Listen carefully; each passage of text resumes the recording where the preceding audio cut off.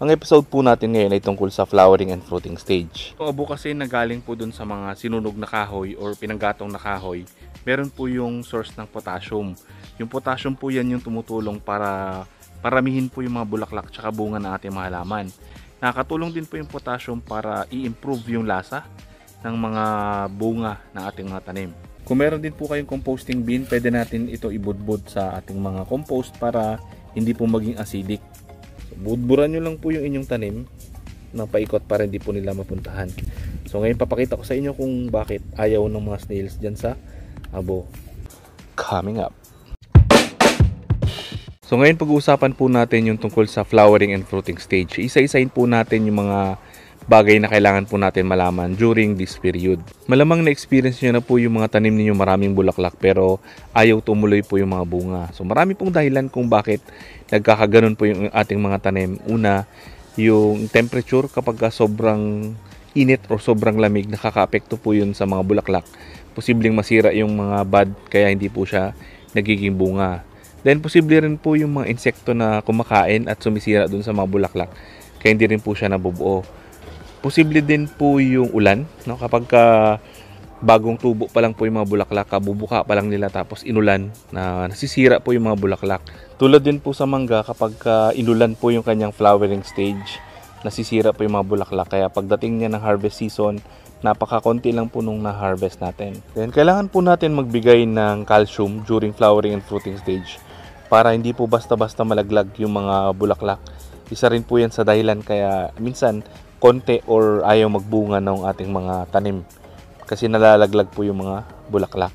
Yung isang dahilan din po baka yung mismong tanim natin hindi pa siya ready or wala pa siya sa flowering and fruiting stage. Sa kalamansi makikita po natin kung ready na siya magbunga pag yung dahon po kulay dark green tapos nagka-curve na siya ng pag ganito, nagtitiklop siya. So isang palatandaan po yan na nasa flowering and fruiting stage na siya. So magbubunga at magbubulaklak na yung mga kalamansi. Pero pag nakita nyo po puro light green, nagdadahon siya. Ibig sabihin nun, nasa vegetative stage siya. Nagdadahon siya ng nagdadahon. So, expect nyo po na konti or wala po siyang mga ibubunga. Pero pag nagpalit na siya ng kulay ng dahon, naging matured na, tapos nagka-curve na. So, asahan nyo po marami na yan siyang bulaklak tapos magiging bunga na. Ito po yung tinanim kong cherry tomato sa container.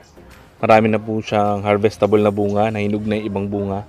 So medyo nalanta lang kasi hindi ko nadiligan ng 2 araw, galing po ako sa field. Pero nung nadiligan ko kanina, medyo okay na rin, nakaka-recover na. So pwede na po natin pitasin yung mga bunga. Sa stage po nito, ng flowering and fruiting stage, kailangan magbigay po tayo ng mataas sa potassium para ma-improve po niya yung lasa, dumami po yung mga bulaklak, tapos dadami din po yung mga bunga. Pwede po tayo magbigay ng mga pinabulok na gulay at prutas. Yan po yung mga matataas sa potassium. Kaya yung compost ko laging may balat ng saging, balat ng gulay, balat ng prutas, pinabubulok ko. Yun din po yung nilalagay ko dun sa mga container. Kaya tuloy-tuloy po yung pagbubulaklak at pagbubunga. Then pwede rin tayo mag-apply ng fermented fruit juice twice a week. Pwede tayo mag-spray, pwede tayo magdilig dun sa container. Kupo namin sa inyo yung iba't ibang benefits ng abo sa ating mga halaman. Ito po yung mga na-harvest ko dito sa aming lutuan, sa aming kalan, tsaka dun sa aming barbecuehan. So, inipon ko po yung mga abo, ito yung gagamitin natin sa ating mga halaman. So, ito po yung mga ginagamit ko sa aking mga halaman. Yung mga abo na galing po dun sa uling. Mas maganda po kung yung magagamit nating abo, yung mga galing po sa kahoy, kung yun po yung ginagamit yung pangluto, instead na yung galing sa uling. Kasi magkaiba po sila. Yung uling kasi dumaan siya sa pyrolysis, yung pagsusunog natin ng walang hangin tsaka oxygen. Pero yung pagsusunog lang natin ng mga kahoy or yung panggatong, ibang klaseng proseso rin po yun.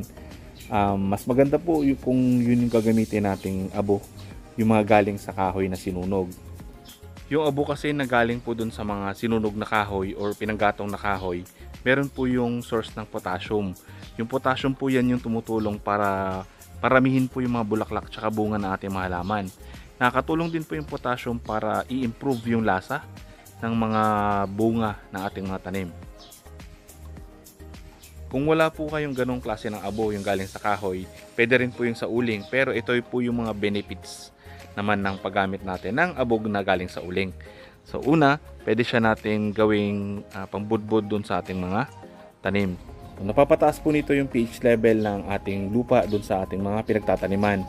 Tandaan po natin kapag ka-acidic yung lupa, pwede siyang pamahayan po ng mga fungus. Yung mga fungus kasi nabubuhay siya sa acidic environment. And tandaan din po natin, pag acidic yung inyong lupa, hindi po yan bibitawan ng lupa yung mga nutrients na nandyan. Kaya minsan yung mga tanim natin hindi po maganda yung tubo. So kailangan natin i-increase yung pH level. Palayo dun po sa pagiging acidic. Kung meron din po kayong composting bin, pwede natin ito ibudbud sa ating mga compost para hindi po maging acidic. Itong abo, pwede rin natin siyang gamitin panlaban po sa mga snails at slugs. So dito ngayon maghanap tayo sa ating garden ng mga snails at slugs. Kung gusto pong puntahan ng mga snails na yan at yung mga linta, yung mga lugar po na mahalumigmig. So ito po medyo mabasa-basa.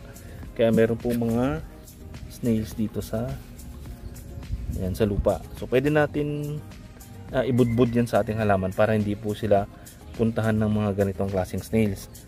Yan po yung kalaban nila, yung abo. Kasi pag nilagyan po natin ng abo yung ating mga halaman, matutuyo yung kanilang katawan. Kaya hindi po nila nilalapitan yung mga tanim natin. So, budburan nyo lang po yung inyong tanim ng paikot para hindi po nila mapuntahan. So ngayon papakita ko sa inyo kung bakit ayaw ng mga snails dyan sa abo. So yan, dikit po siya dun sa abo. Kaya pumasok siya dun sa kanyang bahay. Kasi matutuyo po yung kanyang balat pag nadikit siya dun sa abo. Pansinin natin yun. Ayaw niyang pumunta dun sa may mga abo.